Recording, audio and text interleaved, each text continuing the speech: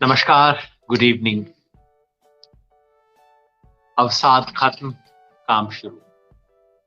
कभी कभी ऐसा लगता है ना कि दुख भी एक लग्जरी है। बैठ के अफसोस करना, दुख करना, स्मृति को याद करना, संजोना, उसका भी वक्त नहीं। कल स्मृति सभा हुई और आज सुबह से काम शुरू। सुबह से मीटिंग शुरू। यहाँ सिंगू बॉर्डर में सुबह एक मीटिंग थी, दोपहर को सब लोग मिले और बैठ के फैसला हुआ। फैसला हुआ सरकार की उस चिट्ठी को जवाब देने का। 3 दिन पहले मैंने आपको सरकार की चिट्ठी के बारे में बताया था। सरकार धनाधन चिट्ठियां लिख रही है। चिट्ठियां अलग अलग तरह की होती हैं। कुछ चिट्ठियां इसलिए लिखी जाती हैं कि जो व्यक्ति है जिसके नाम चिट्ठी लिखी जा रही है वो पढ़े। कुछ चिट्ठियां इसके लिए लिखी जाती हैं वो व्यक्ति नहीं, कोई और उसको पढ़े। और कुछ चिट्ठियां इसके लिए लिखी जाती हैं कि जीवित कोई व्यक्ति ना पढ़े, उसको 50 साल बाद पढ़ा जाए। सरकार धनाधन चिट्ठियां लिख रही थी। चिट्ठियां हमारे लिए नहीं थी। चिट्ठियां भेजी किसान संगठन को जा रही है। हमने 23 तारीख को जवाब दिया सुबह, और 23 तारीख शाम तक सरकार का जवाब आ गया।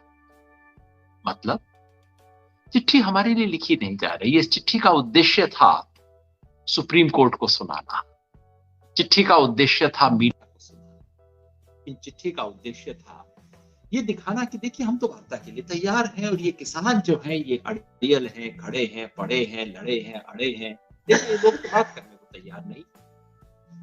तो ये सब एक तरह से एक पब्लिक रिलेशंस एक्सरसाइज थी।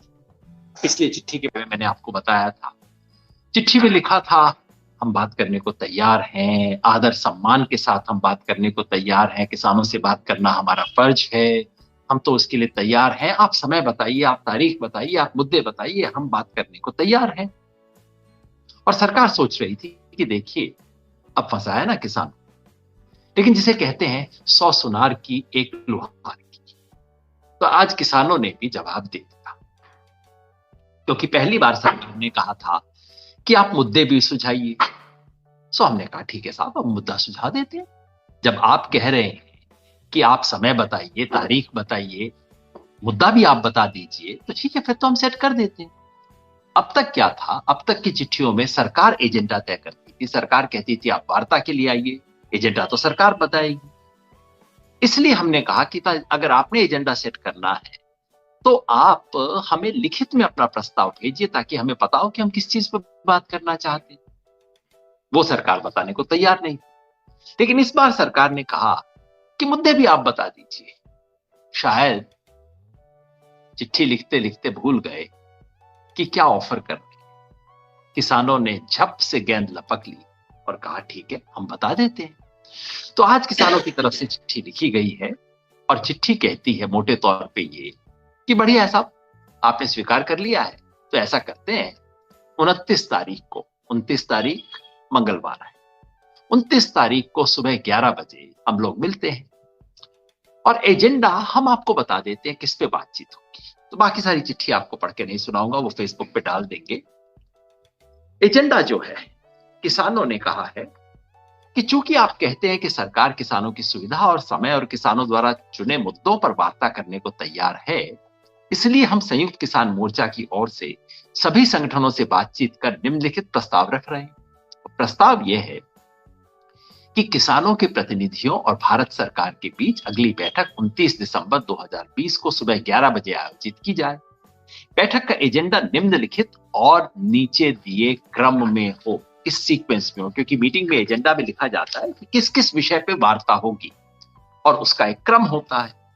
सो क्रम में सबसे पहला विषय क्या है, हम रख रहे हैं एजेंडा 3 केंद्रीय कृषि कानूनों को रद्द या निरस्त करने के लिए अपनाए जाने वाली क्रियाविधि, मोडेलिटीज।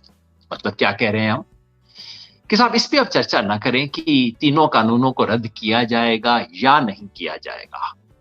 अब आइए इस पे चर्चा करते हैं कि रद्द कैसे किया जाएगा। कोई पूछ सकता है कि साहब ये भी कोई सवाल है? नहीं साहब, सवाल है बाकायदा। रद्द करने के, किसी कानून को रद्द या निरस्त करने के एक नहीं कई कानूनी तरीके हो सकते हैं। एक तरीका यह है कि संसद का अधिवेशन बुलाया जाए और संसद इन कानूनों को रद्द कर दे। एक और तरीका है कि संसद का अधिवेशन न बुलाएं, आप ऑर्डिनेंस जारी कर दें, उससे रद्द कर दें। तीसरा, चौथा, 2-3 और तरीके हैं, लेकिन मैं अभी नहीं बताऊंगा। सरकार को बताने दीजिए ना, थोड़ा मेहनत वो भी करें। तो 3-4 तरीके हैं। इनमें से कौन से तरीके से सरकार रद्द करना चाहती है, हम इस पे खुले तरीके से बात करने को तैयार हैं। 2 तरीके मैंने बताए, 2 और मेरे मन में हैं, लेकिन हो सकता है सरकार के मन में एक तो और कोई तरीके हो। खुले मन से बातचीत करेंगे, बिल्कुल उदार मन से। हो सकता है सरकार के पास कोई अच्छी बात बताने को हो, तो खुले मन, खुले दिमाग से और इसे सुलझाने की दृष्टि से अब बात करेंगे। तो हम सरकार से अनुरोध कर रहे हैं कि अब 6 महीने वाली चर्चा छोड़ दीजिए। रिपील होना है, नहीं होना है, बहुत हमने कह दिया और अब आपको शायद सुन भी गया होगा। तो रिपील कैसे हो, इस पे हम चर्चा करेंगे, एजेंडा नंबर 1। दूसरा एजेंडा, सभी किसानों और कृषि वस्तुओं के लिए राष्ट्रीय किसान आयोग द्वारा सुझाए गए लाभदायक एमएसपी की खरीद की कानूनी गारंटी देने की प्रक्रिया और प्रावधान। थोड़ा तकनीकी भाषा हो गई ना, मतलब ये कि एमएसपी की लीगल गारंटी कैसे दोगे आप, इसका क्या तरीका अपनाओगे। ये राष्ट्रीय कृषि आयोग का मतलब, ये वही स्वामीनाथन आयोग का ऑफिशियल नाम था, राष्ट्रीय कृषि आयोग। तो किसान कह रहे हैं कि चलिए अब इस पे बात नहीं करेंगे कि एमएसपी मिलनी चाहिए कि नहीं, इस पे बात नहीं करेंगे कि एमएसपी को कानूनी दर्जा देना चाहिए कि नहीं, ये तो हो गई। और खुद मोदी जी भी कह चुके थे 2011 में कि देना चाहिए। अब आइए इस पे हम बात करते हैं कि एमएसपी को कानूनी दर्जा देने का क्या मैकेनिज्म। आप पूछेंगे इसमें मैकेनिज्म की क्या बात है, 2 लाइन लिख दीजिए। नहीं नहीं साहब, इसके बहुत मैकेनिज्म हो सकते हैं। एक तरीका, कुछ साथी कहते हैं कि सरकार सभी की सभी फसलों को खरीदे, लेकिन दूसरी तरफ लोग कहते हैं कि भाई सरकार सारी फसलों को खरीद तो नहीं सकती। तो अगर सरकार खरीद नहीं सकती तो किसान को फिर एमएसपी कैसे दिलवाया जाए। कुछ लोग कहते हैं कि इसका कानून बना दीजिए कि व्यापारी एमएसपी से नीचे ना खरीदे, खरीदेंगे तो उसको सजा मिलेगी। बहुत एक्सट्रीम सिचुएशन में आप कभी कभार इसका प्रयोग भी कर सकते हैं, लेकिन अगर आप आमतौर से इसका इस्तेमाल करेंगे तो व्यापारी खरीदना बंद कर देगा, घर बैठ जाएगा, कहेगा भैया मेरे को जेल नहीं जाना, मैं आपका कुछ खरीदूंगा नहीं। तो और क्या तरीके हो सकते हैं, और कई तरीके हो सकते हैं। एक तरीका होता है मार्केट इंटरवेंशन, यानी कि जिस फसल का दाम एमएसपी से नीचे गिरने लगे सरकार उसमें इंटरवीन करे, सरकार खरीदे ताकि दाम ऊपर बढ़ेगा और फिर ऊपर बढ़ने के बाद सरकार फिर पीछे हट जाए। इसे मार्केट इंटरवेंशन बोला जाता है। देश भर में, दुनिया भर में नीति है, भारत सरकार की भी है, लेकिन सरकार उसके लिए पैसा कुछ नहीं देती। तीसरा तरीका एक और है जिसे बोलते हैं डेफिसिट पेमेंट, कि सरकार कहे कि मैं खरीदूंगी नहीं, सरकार ये कहे कि हम फसल को खरीदेंगे नहीं, लेकिन अगर आपको एमएसपी से नीचे मिला तो भरपाई आपकी हम कर देंगे। तो 3-4 तरीके तो मैंने बैठे बैठे बता दिए ना, और भी तरीके हो सकते हैं। सरकार इसका और कोई बेहतर तरीका हमारे सामने लेके आए और पूरी उदारता से, लचीलेपन से, इस स्पिरिट में कि थोड़ा हम भी सरकार से सीखेंगे, थोड़ा सरकार भी हमसे सीखेगी, लचीले तरीके से बात करेंगे। दूसरा ये एजेंडा। तो अब चर्चा इस पे नहीं होगी कि एमएसपी कानूनी अधिकार बने या नहीं, एमएसपी को कानूनी अधिकार कैसे बनाया जाए, उसके लिए क्या किसी एग्जिस्टिंग कानून में अमेंडमेंट किया जाए। बड़ी मजेदार बात यह है कि जो एनएफएसए है, राष्ट्रीय खाद्य कानून, खाद्य अधिकार कानून, खाद्य सुरक्षा अधिकार कानून, उसमें फसलों की प्रोक्योरमेंट का जिक्र है, हालांकि उसमें एमएसपी का जिक्र नहीं। क्या वहां पे सरकार इसको डालना चाहती है, या कि सरकार एक अलग से कानून लेके आए। इसके लिए सन 2018 में ऑल इंडिया किसान संघर्ष कोऑर्डिनेशन कमेटी की तरफ से एक कानून बना था। वो कानून आज भी उपलब्ध है और उसको हम फेसबुक पे आपके डाल देंगे ताकि आप उसको पढ़ सकें। तो एक कानून ऑलरेडी बना हुआ है, लोकसभा में 2018 में पेश किया जा चुका है, लेकिन चर्चा ही नहीं हुई उसके ऊपर। तो क्या उस कानून का इस्तेमाल किया जाए? हम खुल के करने को तैयार हैं। हमारी तरफ से जिद नहीं है कि भाई जो हमने कानून बनाया आप इसी को मानो। बात करेंगे, जो सरकार कहेगी उसके ऊपर चर्चा करेंगे। तीसरा एजेंडा क्या है? राष्ट्रीय राजधानी क्षेत्र और आसपास के क्षेत्रों में वायु गुणवत्ता प्रबंधन के लिए आयोग अध्यादेश 2020 में ऐसे संशोधन जो अध्यादेश के दंड प्रावधानों को से किसान को बाहर करने के लिए जरूरी हैं। मामला टेक्निकल लगता होगा, सिंपल बात है।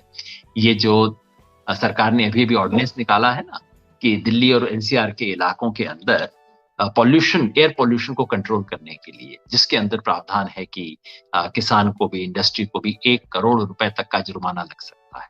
अब पूरा अध्यादेश क्या है, उसके हम पक्ष में विपक्ष में, वो सब अलग बात है, हमें उससे कोई मतलब नहीं है। किसान आंदोलन का एक ही मतलब है कि किसान पे जुर्माना लगाने का जो प्रावधान उसमें है वो हटाया जाना चाहिए। बाकी इंडस्ट्री का कैसे करना है उसके बारे में एक अलग चर्चा है, जिससे हमारा कोई मतलब नहीं।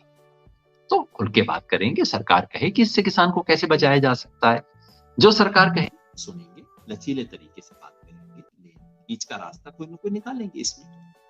और आखिर में किसानों की हितों की रक्षा के लिए विद्युत संशोधन विधेयक 2020 के मसौदे में जरूरी बदलाव, इलेक्ट्रिसिटी बिल आ गया है, जिसमें सरकार कह रही है कि कोई क्रॉस सब्सिडी नहीं हो सकेगी, यानी कि आप किसान को सस्ता, इंडस्ट्री को महंगा, ऐसा काम नहीं कर सकते, जिसका मतलब है किसानों के लिए सस्ती मुफ्त बिजली इत्यादि बंद हो जाएगी।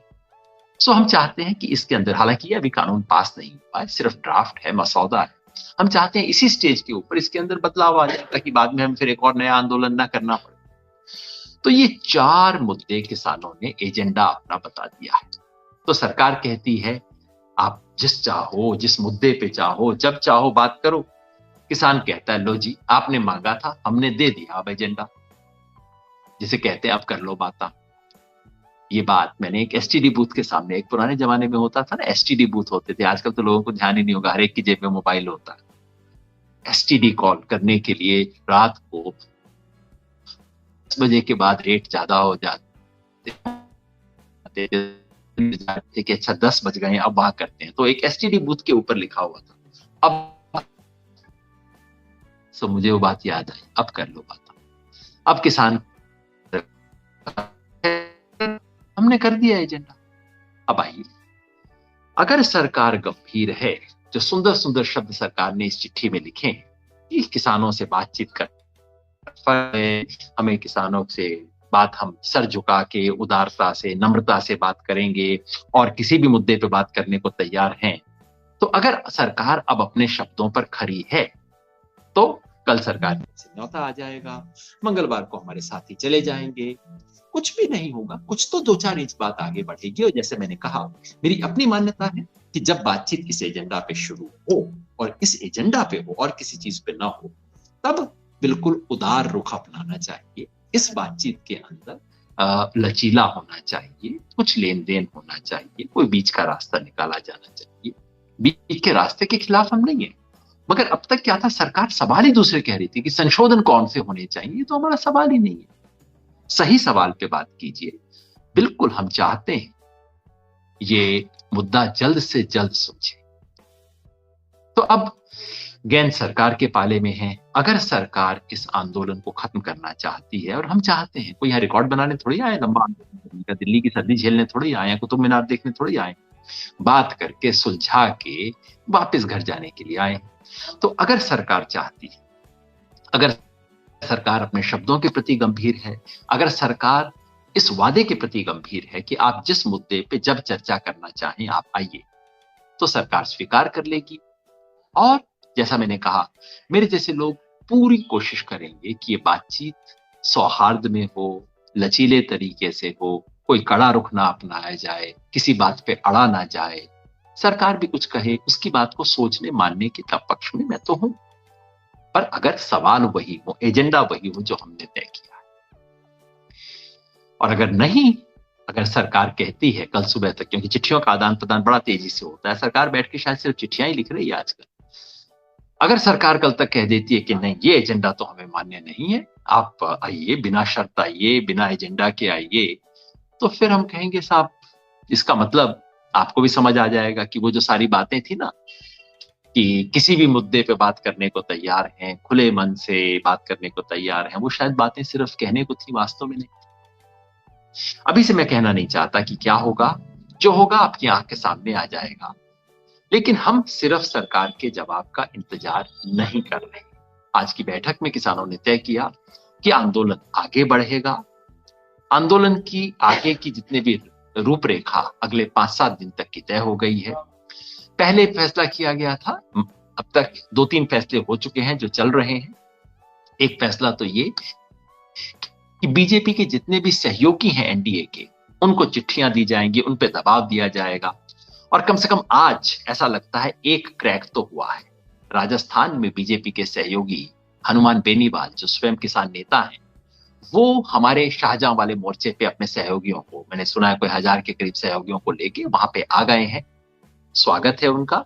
और मैंने आज सुना है, अभी तक कंफर्म नहीं है, बात ये कंफर्म हो गई है कि उन्होंने एनडीए को छोड़ दिया है। छोड़ दिया, हमारे सहयोगी बता रहे हैं उन्होंने एनडीए को छोड़ दिया है। हनुमान जी राजस्थान के किसानों के एक बड़े नेता रहे हैं, एमएलए थे, सांसद बने एनडीए के सहयोग, बीजेपी के सहयोग से एनडीए में। पिछले 3-4 हफ्ते से कह रहे थे कि मेरी कृषि मंत्री से बात हुई है, उनको 1 हफ्ता दिया है, फिर दोबारा 1 हफ्ता दिया, फिर शायद तीसरी बार 1 हफ्ता दिया। और आज हनुमान बेनीवाल वहां आके बैठ गए हैं और उन्होंने एनडीए छोड़ने का ऐलान कर दिया है। अकालियों के बाद दूसरा विकेट, मैं सोच रहा था हरियाणा में गिरेगा, लेकिन दूसरा विकेट राजस्थान में गिर गया। बधाई हो राजस्थान वालों को। तो प्रोग्राम ये है कि एनडीए के जितने भी एलाइज हैं वहां उनके साथ मोर्चा चलता रहे, उनके बारे में प्रोटेस्ट चलता रहे, उनको चिट्ठियां दी जाए, उनको कहा जाए कि चुन लो कुर्सी या किसान। दूसरा कार्यक्रम जो चल रहा है वो ये है कि अंबानी और अडानी, इनके जो भी प्रोडक्ट्स हैं, अंबानी का जियो, अडानी का फॉर्च्यून वाला जो तेल है, इन प्रोडक्ट्स को आइडेंटिफाई किया, बाकी सभी प्रोडक्ट्स हैं, इनका बायकॉट किया जाए। मैं एक बात स्पष्ट कर दूं, हमारी तरफ से ये कॉल बिल्कुल नहीं है कि इनके किसी स्टोर को, इनकी किसी फैसिलिटी को नुकसान पहुंचाया जाए। मैं हाथ जोड़ के निवेदन करना चाहता हूं, ये आंदोलन तब तक सफल रहेगा जब तक अहिंसक होगा। हम लोगों को बायकॉट के लिए कहें, गांधी जी कहते थे बायकॉट की, पिकेटिंग तक किया गांधी जी ने, लेकिन जबरदस्ती किसी चीज को नुकसान पहुंचाना और उससे इनको नुकसान करना, कंपनियों को नुकसान होगा, लोग जियो का फोन कर पाएंगे क्योंकि टावर डाउन हो जाएगी ना, ये तो कमजोरी का लक्षण है। एक मजबूत आंदोलन में तो हमारी शक्ति होनी चाहिए कि हम लोगों को परसुएट कर सके कि आप जियो का छोड़िए, फॉर्च्यून का तेल घी का इस्तेमाल न कीजिए। तो ये कार्यक्रम चलता रहेगा। आज कुछ नए कार्यक्रमों की घोषणा की गई है। याद रखिए, कल 27 तारीख को मन की बात में जब प्रधानमंत्री एक तरफा अपने मन की बात फिर शुरू करेंगे, तो किसान थालियां बजाएंगे, बैंड नगाड़ा जो भी आपके हाथ में आता है बजाएंगे, ताकि वो प्रदूषण जो है हमारे कान में ना पहुंचे। 11 बजे प्रधानमंत्री आमतौर पर शुरू करते हैं मन की बात, तो जब मन की बात करें तो किसान थाली बजाएंगे। और नए कार्यक्रम जो आज घोषित हुए हैं वो ये कि हरियाणा में 25, 26, 27 को जो तारीख को जितने भी टोल प्लाजा खोले गए थे, यानी कि टोल को फ्री, तो अब का फैसला हुआ है। दूसरा फैसला 27 और 28 तारीख को शहादत समागम पंजाब में लगता है, क्योंकि गुरु तेग बहादुर जी के 4 बच्चों की जो शहादत है उसको याद करते हुए पंजाब में किया जाता है। लेकिन याद रखिए, वो केवल गुरु गोविंद सिंह के बच्चों की शहादत का नहीं है, साथ में वो सांप्रदायिक सद्भावना का भी प्रतीक है, क्योंकि मलरकोटला के उस समय के राजा ने उनका समर्थन किया, साथ दिया, और उनके लिए टोडरमल ने भी उनका साथ दिया। तो एक तरह से हिंदू मुस्लिम सिख एकता का प्रतीक भी है ये समय। ये इसको 27 और 28 तारीख को शहादत दिवस के रूप में मनाया जाएगा। इससे उधम सिंह का जन्म दिवस भी जुड़ा हुआ है, तो सबको जोड़ते हुए शहीदी समारोह किया जाएगा। जहां पे आंदोलन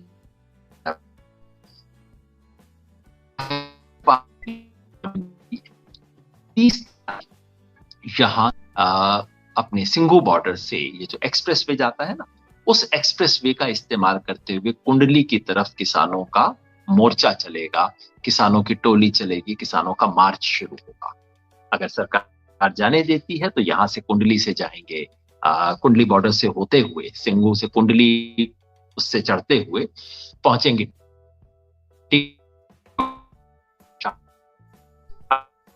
अगर सर फैसला लेंगे वहीं रुक जाएंगे। 30 तारीख का ये कार्यक्रम। 30 तारीख नए साल, हम सब ये किसान के साथ आप नया साल बिताएंगे, तो चाहे तो 31 तारीख की रात 12 बजे, नहीं तो 1 तारीख को पूरा दिन, 1 तारीख को पूरे दिन मोर्चे में दिल्ली के लोग आमंत्रित हैं। और देश के तमाम लोगों से अपील है, जहां आप किसान के पास जाए, किसान के साथ कीजिए, नया वर्ष किसानों का वर्ष हो, खुशहाली का वर्ष हो, देश के लिए एक बेहतर वर्ष हो, इसकी कामना हम किसानों के साथ करें। किसान आपके लिए लंगर आयोजित करेंगे, जो रोटी खाते हैं आपके साथ भी बांटेंगे। हम सब मिले ये अपील करेंगे और 1 तारीख को एक बड़े फैसले की घोषणा भी करेंगे, अगर तब तक सरकार इस वार्ता को ठीक दिशा में नहीं ले जा पाती है। अगर होता है तो क्या बढ़िया। 2020 में वैसे भी बहुत कष्ट आए हैं, बहुत दुख झेले हैं दुनिया ने, देश में। उस सब की समाप्ति, और ये वर्ष है जिसकी समाप्ति की दुनिया बड़ी बेताबी से इंतजार कर रही है। तो 2020 समाप्त हो, नया साल ठीक ढंग से शुरू हो, किसानों का मुद्दा सुलझ जाए तो बहुत बढ़िया। नहीं तो 1 तारीख 2000 चलता रहेगा।